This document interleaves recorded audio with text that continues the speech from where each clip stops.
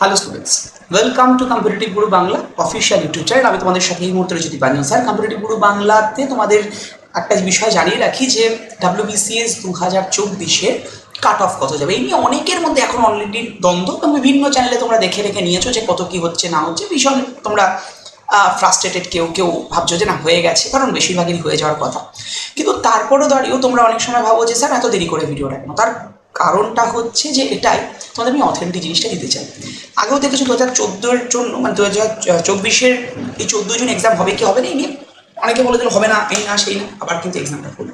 তো সেই অ্যাসপেক্টেই তোদেরকে আমি এমন যে তথ্যটা দেবো সেটা অথেন্টিক হবে। কারণ আমরা কম্পিটিটিভ গুরু বাংলাতে হুটো বাড়া করে ভিউজ বাড়ানোর জন্য, হ্যান্ড করার জন্য ভাই আমরা কিছু করি না, কারণ ভিউজ আমার দরকার নেই ওইভাবে। ঠিক আছে, যেটা অথেন্টিক সেটাই আমি স্টুডেন্টকে জানাতে চাই। অ্যান্ড সেকেন্ডলি, ভিউজ সাবস ওসবের পেছনে আমি তো অন্তত ছুটি না, আমরা কেউ ছুটি না, কম্পিটিটিভ বাংলা কোনো টিম ছোটে না। ঠিক আছে, এখানে মেন উদ্দেশ্য থাকে তোদেরকে লক্ষ্যে পৌঁছে দেওয়া, যাতে করে তোরা প্রপার অথেন্টিক জিনিসপত্র পাস। হ্যাঁ, আমাদের কি আদার্স কিছু নেই, সমস্ত কিছু এক এক করে জানাবো। হ্যাঁ, আমাদের অবশ্যই অনলাইন অফলাইন বোথ সেগমেন্টই আছে, সেটা নয়, কিন্তু এটা তোদেরকে আমরা কখনোই প্রোভাইড করি না যে ভুলভাল কোনো ইনফরমেশন তোদের কাছে পৌঁছে যাবে। যাই হোক, তো আমরা যে লক্ষ্য এই জন্য নিয়েছি সেটা হচ্ছে জিতবে তুমি, তোদের জেতানোর জন্যই কিন্তু কম্পিটিটিভ গুরু বাংলা। আর আমাদের ক্লাসরুমটা একবার দেখে নিও, এটা আমাদের ডেইলি বেসিসে ক্লাস রয়েছে, হঠাৎ করে ভিডিও দেওয়ার ব্যাপার নয় এখানে। ঠিক আছে, আর আমি এবার একটু কাট অফ অ্যানালাইসিস যখন করবো, আশা করি প্রত্যেকের এক্সাম ভীষণ ভালো হয়েছে। অনেকের একটু খারাপ হয়েছে, চিন্তায় আছো কী হবে, মেন্সেজ প্রিপারেশন শুরু করবো কিনা। প্রচুর মেসেজ অ্যান্ড ফোন কল পেয়েছি গত পরশু দিনের পর থেকে ব্যাক টু ব্যাক, স্যার আমি কি করব, মানে মেন্সের জন্য প্রিপারেশন এই মুহূর্তে শুরু করা দরকার না কি করবো। আমি শুরুতে একটা কথা বলি, কাট অফ অ্যানালাইসিস করা বা কাট অফ নিয়ে ডিসকাশনের আগে, বাবা তুমি যদি লক্ষ্য রাখো সিভিল সার্ভিস মানে WBCS যদি তোমার লক্ষ্য থাকে, আমি বলবো পড়াশোনা মেন্সের মতোই করো। তুমি এবার মেন্স না দিলে সামনের বার দেবে, যদি সামনের বার না হয় তারপরের বার দিচ্ছই তুমি মেন্স কনফার্ম। কারণ তুমি তো প্রিলিম দিয়ে WBCS ক্লিয়ার করতে পারবে না, প্রিলিমস তো জাস্ট কোয়ালিফাইং নেচার, তাই তো।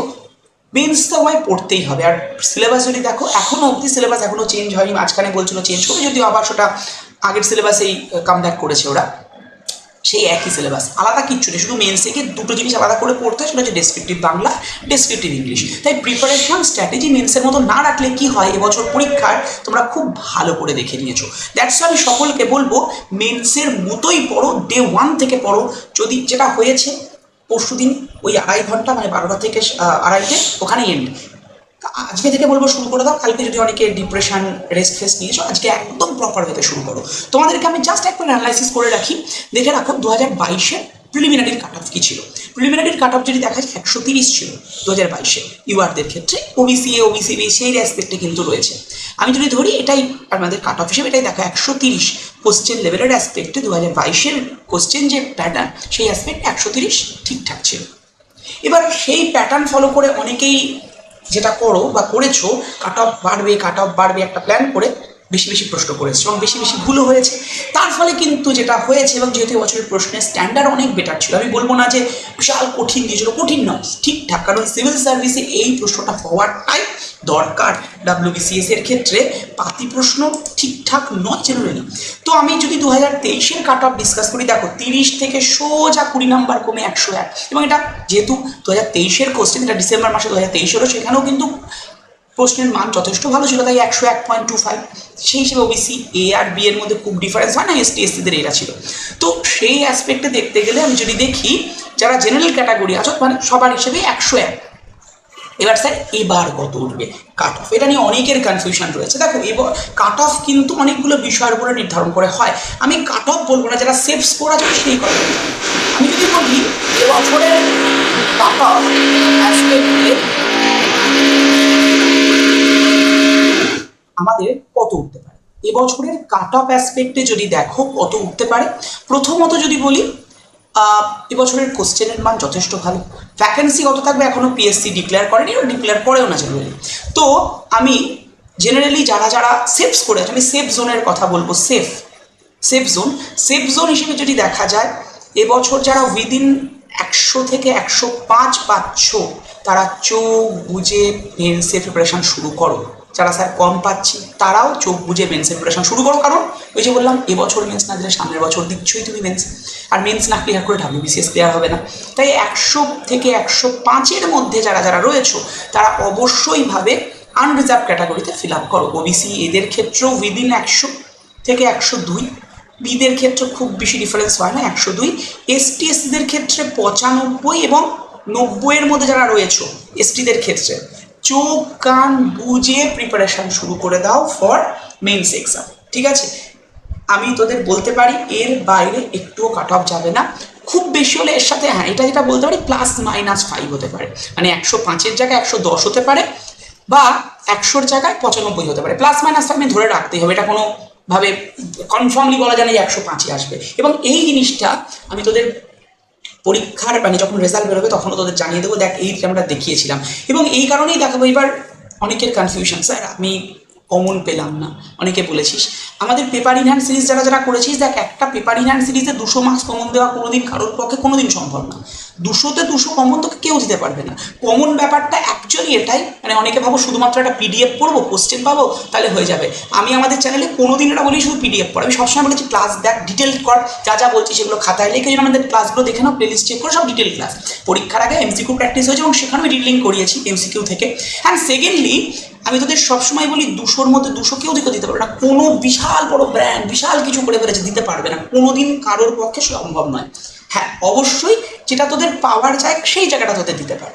তো সেখানে দাঁড়িয়ে আমাদের চ্যানেলটা যেহেতু খুব শব্দই তৈরি হয়েছে এই চ্যানেলটা, সেহেতু আমি তোদের বলতে পেরেছি মোটামুটি তোদেরকে আমরা 60-70% কমন দিয়েছি। কমন বলতে কি শুধু কি ওরকম, আমি তোদের একটা এক্সাম্পল দিই, তোরা হয়তো যারা পেপার ইন হ্যান্ড সিরিজ করিসনি বা করেছো তারা একবার দেখে নিও। 12 তারিখ এই সিরিজটা হয়েছিল, যেখানে পুরো WBCS প্রিপারেশন চলেছিল। আমি একটা কোশ্চেন দিয়েছিলাম কোন জেলার ঠিক মানে মাঝখান দিয়ে কর্কট ক্রান্তি রেখা গেছে, আনসার নদিয়া। এবং আমাদের WBCS এর প্রশ্নও কিন্তু সেম ছিল। হ্যাঁ একদম সেম হুবহু প্রশ্ন আসে না, প্রশ্নটা কি ছিল, কোন শহরের কাছ দিয়ে কর্কট ক্রান্তি গেছে, নদিয়া। আর ওই যে আন্দামান নিকোবরের যে প্রশ্নটা ছিল না, এই মাঝখান দিয়ে কোন চ্যানেল গেছে, ওটাতে একদম হুবহু আমি তুলে দিয়েছিলাম।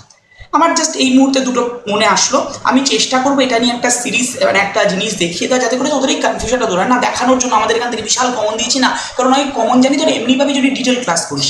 কারেন্ট অ্যাফেয়ার্স থেকেও পরে কমন এসেছিল, ব্রিক্সের প্রশ্ন কারেন্ট অ্যাফেয়ার্স থেকে কমন, ব্রিক্সটা বোধহয় 2 দিন আগে আমি করিয়েছিলাম।